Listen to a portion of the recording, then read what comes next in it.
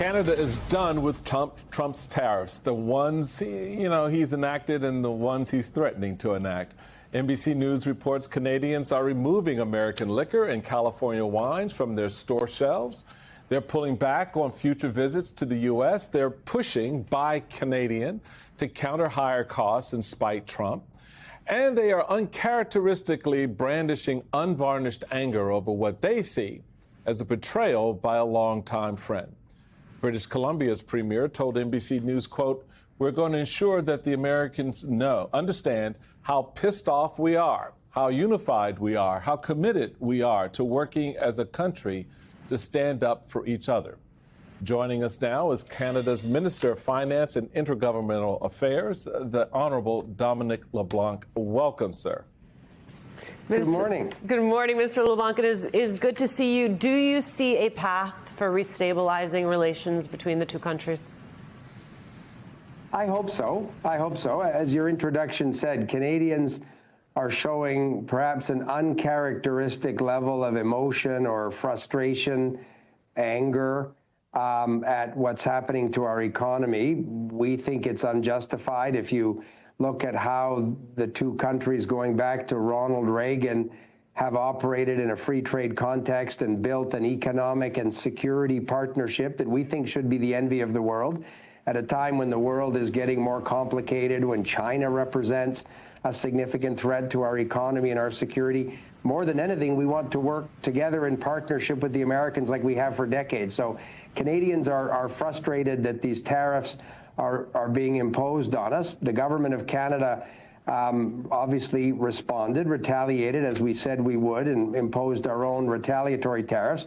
But we very much want to get to a position as quickly as possible where all these tariffs are lifted and we can get back to working on building a secure and prosperous economy in North America. I'm encouraged by my conversations with Secretary Howard Lutnick. He and I have gone back and forth a lot over the last number of weeks and speak quite regularly. I'm hoping we can find our way forward to get back to a position where we're working together on other threats and not simply attacking one another's economy, which isn't in the interests of certainly of the Canadian economy, and I would argue American consumers as well.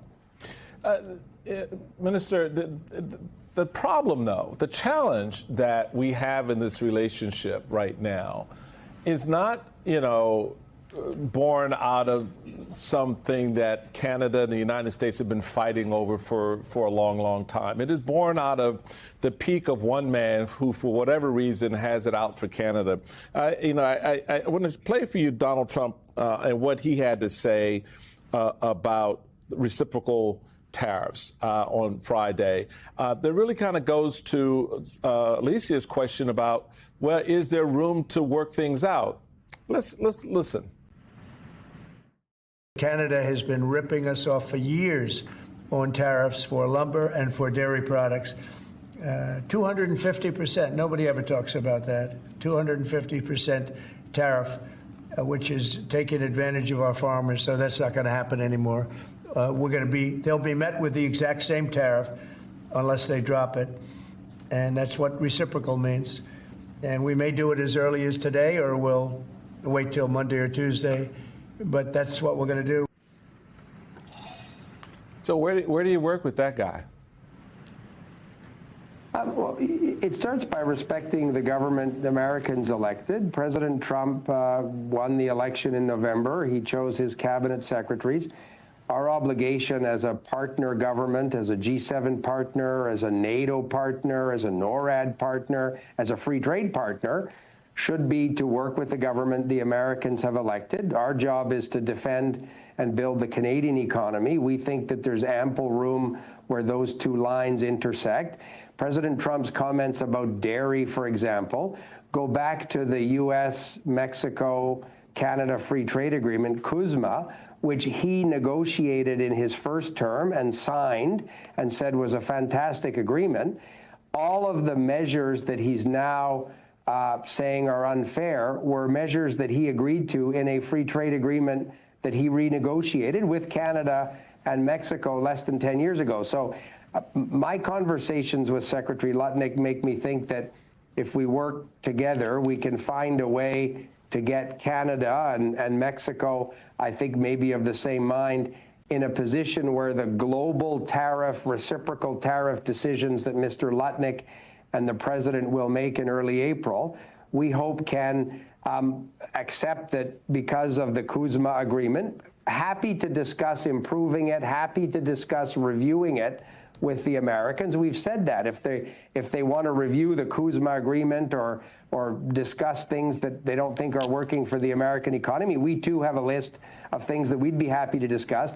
But let's do that in a coherent partnership context where we're not applying tariffs that change week over week to one another. That doesn't seem the best way to improve an agreement that we're happy to discuss, because we think it should be the basis of prosperity for both countries. Well, and especially because the prosperity for your country is tied not just to your fellow countries in North America, but also to the global tariffs that this administration is proposing. China has hit Canada with tariffs in indirect reposit to Trump. Quote, China announced tariffs of up to 100% on canola, pork, and other foods from Canada on Saturday. The Chinese tariffs, which take effect on March 20th, were also a clear warning to Canada and indirectly Mexico not to cooperate with the United States on trade. The Trump administration, like the Biden administration before it, has been demanding that Canada and Mexico not serve as backdoors for low-cost Chinese goods to enter the U.S. market under North American free trade agreements. Your response, Minister?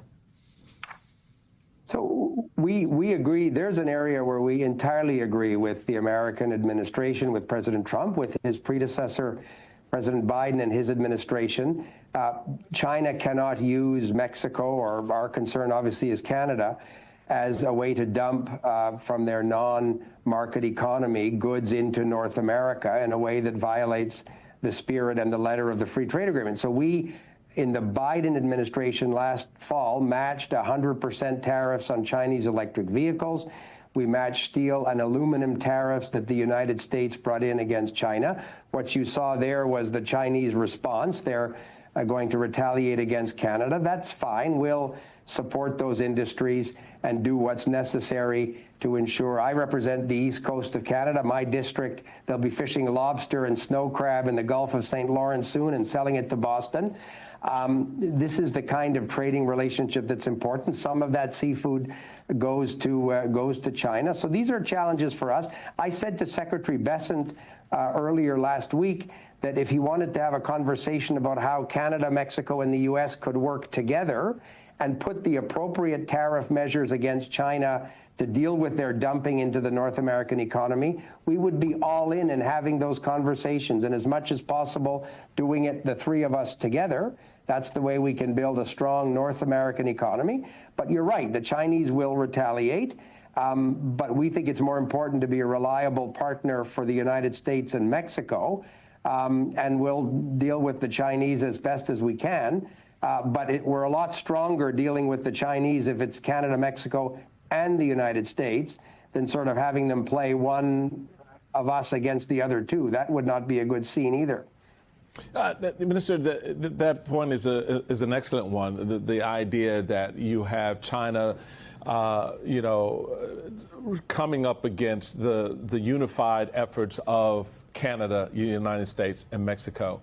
And at the core of all of that, though, and specifically one last point to you, is the relationship government to government, for sure, because that's what's driving a lot of the conversation. But Prime Minister Trudeau, I think, really kind of framed this a little bit different. If you could just listen real quick to what he had to say to Americans about all of this. We don't want this. We want to work with you as a friend and ally. And we don't want to see you hurt either. But your government has chosen to do this to you. And Minister, that's the point. This is not a decision that the Canadians want government to government because they know the impact on people.